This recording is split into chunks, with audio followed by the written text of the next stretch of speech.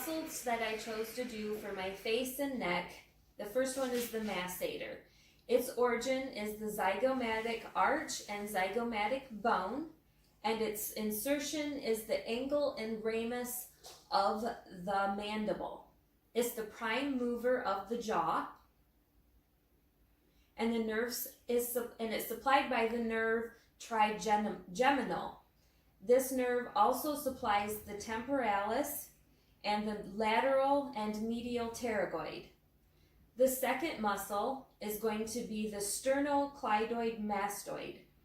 Its insertion is at the manubrium and the inner third of the sternum, and it runs up until it comes up to the mastoid process of the temporal bone.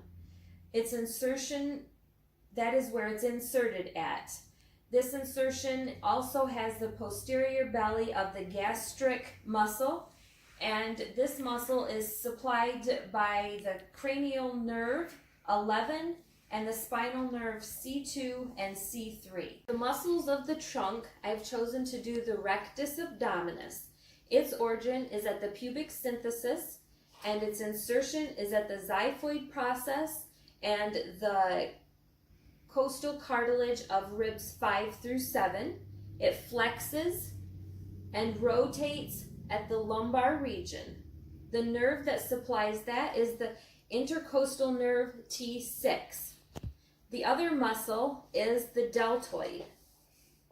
Its origin is at the bilateral third of the clavicle and the acromion spine of the clavicle, and it comes down until the deltoid tuberosity of the humerus. It is good with abduction of the arm, and the axillary nerve is the one that supplies this muscle. The muscles that I've chosen to do for the arm is the biceps brachia. Its origin is at the coracoid process and runs down to the radial tuberosity. It flexes the forearm, and it is supplied by the musculocutaneous nerve. The second muscle is the extensor digitorum. It is on the posterior side of the forearm. Its origin is at the lateral epicondyle of the humerus, and it runs down to the digits 2 through 5. It helps with making the fingers move, and it is supplied by the interosus nerve. The muscles that I've chosen to do in the leg, the first one is the sartorius. This muscle's origin is at the anterior superior iliac spine, and it runs down to the inside and attaches to the medial aspect of the tibia. It flexes and abducts and laterally rotates the leg, and it is supplied by the femoral nerve. The second is the rectus femoris.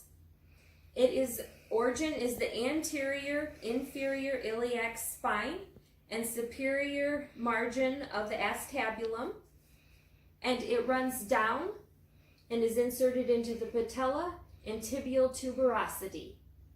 It extends the leg and flexes at the thigh.